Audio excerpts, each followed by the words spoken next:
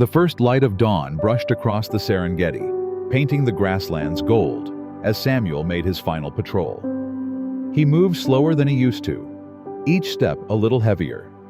But his eyes, sharp, wise, unwavering, still caught every shift in the wind. Behind him, Noah, Caleb, and Layla followed at a respectful distance. They knew. Everyone did. Samuel's body was weakening, but his spirit, still indestructible. He paused at the watering hole where elephants bathed in the mist, their trunks spraying arcs of morning light. He smiled, then turned toward the old acacia grove, his favorite place. The place where years ago he found a lion cub, small, fragile, half in the world, half out. A cub he raised against all odds. That cub now ruled a thriving pride beyond the northern ridges. Samuel reached the edge of the grove and stopped. The breeze caught his jacket, lifting it like a flag.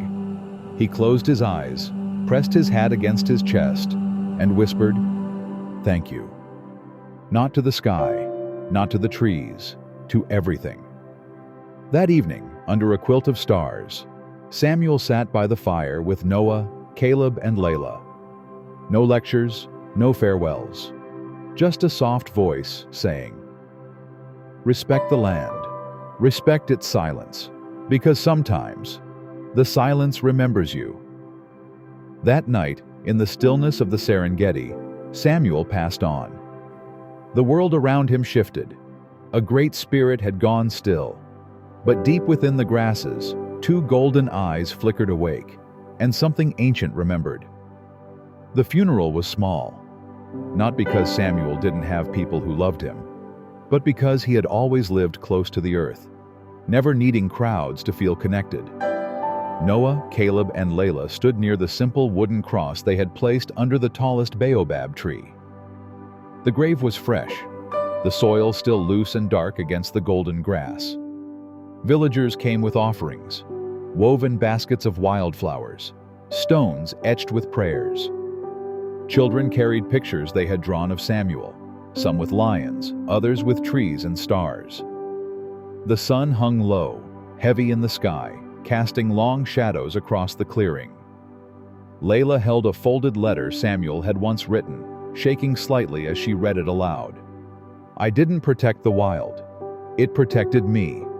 If you want to honor me, listen to its songs, not its silence." The crowd bowed their heads. Even the wind seemed to still. Then, a movement at the edge of the field. Heads turned. Emerging from the tall grass, slow and deliberate, came a lion. But not just any lion. It was the one Samuel had saved years ago. Massive now. Golden mane catching the last light of day. Eyes, deep, solemn, knowing. No one moved. No one spoke. The lion walked straight to the grave, lowered his head, and lay down, right there, right on the earth that cradled Samuel. The crowd gasped. Some wept openly. Noah whispered, voice breaking, "He remembers." The lion stayed, silent, still, guarding his old friend, as if promising the wild would never forget the man who once saved it. That night, the lion did not leave. He lay stretched across the freshly turned soil, massive chest rising and falling slowly under the stars. The villagers stayed at a distance, forming a wide, respectful circle around the grave. Fires flickered. The smell of wood smoke curled into the vast Serengeti sky. Noah, Caleb, and Layla watched from the edge of the gathering. They didn't dare move closer. They didn't dare disturb what was happening. "This isn't grief like we understand it," Layla whispered. "This is something older." The lion occasionally lifted his head, scanning the horizon, as if guarding Samuel, even in death. At one point, a hyena barked in the distance. The lion's muscles tensed. He didn't roar. He didn't charge. He simply stared into the dark until the threat faded. It was as if he knew. Samuel didn't need protection anymore. His memory did. By morning, the villagers had packed up their offerings. The makeshift altar around the grave, flowers, stones, feathers, remained. But the lion stayed. A full day, then another. On the third evening, just before sunset, he finally rose, moved slowly, reverently, and with one last look toward the grave, he disappeared back into the tall grass. Noah wiped his eyes. Caleb whispered, "He gave him a vigil no human could." Layla knelt by the grave, brushing dust from the marker. "He didn't just remember Samuel," she said. "He honored him." And somewhere, in the long grass and endless sky, the wild carried Samuel's name forward, not with words, with loyalty. 2 weeks later, Noah, Caleb, and Layla were repairing a broken fence near the edge of the reserve. The sun was relentless. The air smelled of dust and sweat. Layla wiped her forehead and glanced toward the horizon. She froze. "Noah, Caleb, look." At first, it was just a shimmer in the heat, a ripple of golden fur against the waving grass. Then they saw him, the lion. The same lion who had guarded Samuel's grave.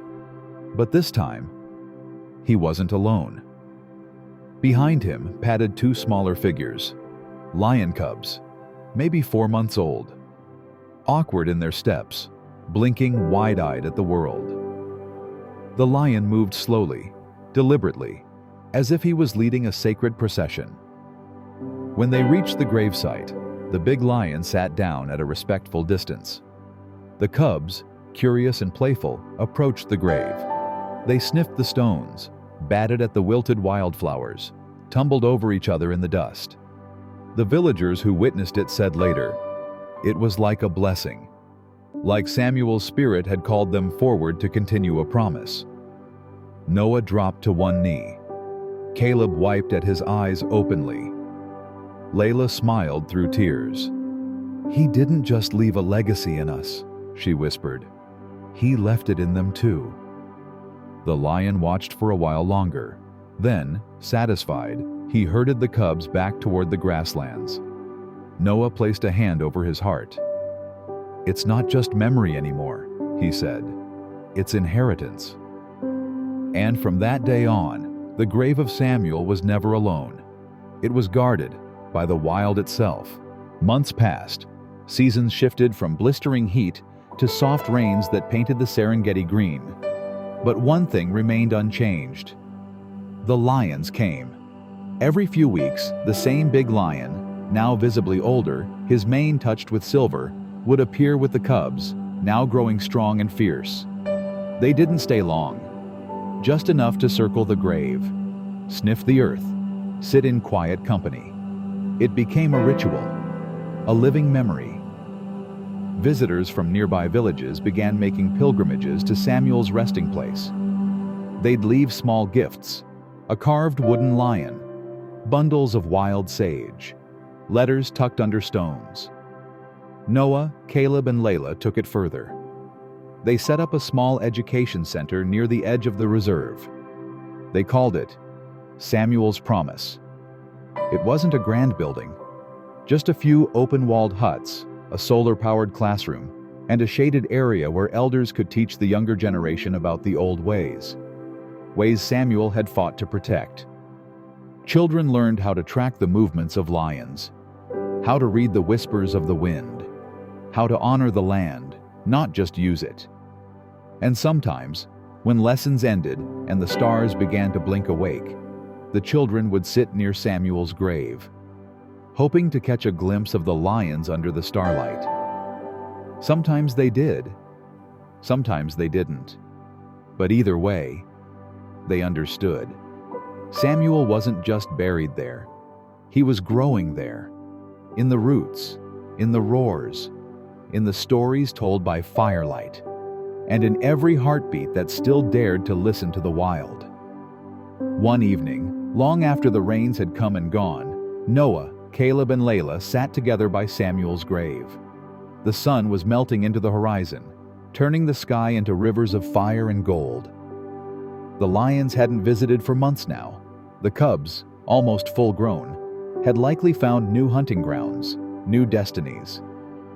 Still, the three of them came. Not because they expected anything, but because some promises didn't need reminders.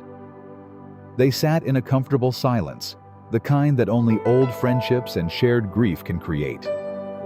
Layla placed a small, hand-carved lion figurine at the base of the cross. Noah added a piece of folded cloth. Samuel's old field scarf, frayed and sun-bleached. Caleb lit a tiny candle, its flame trembling in the evening breeze. They didn't say much. They didn't have to. Finally, Noah spoke, his voice rough. He taught us the wild isn't just something we visit. Layla added, almost in a whisper, it's something we're a part of. Caleb nodded. And it remembers. Above them, the first stars blinked into view. A warm wind swept across the plains, stirring the tall grasses. For a moment, it almost sounded like a voice, a deep, familiar one, laughing, guiding. They smiled, not because they heard it, but because they knew. Samuel never really left. He was in the whisper of the grass, the roar of the distant lions, the wide, open sky that would never quite close over his memory. And as they stood to leave, the candle flickering behind them, three golden eyes watched from the tall grass. Silent. Eternal. Home.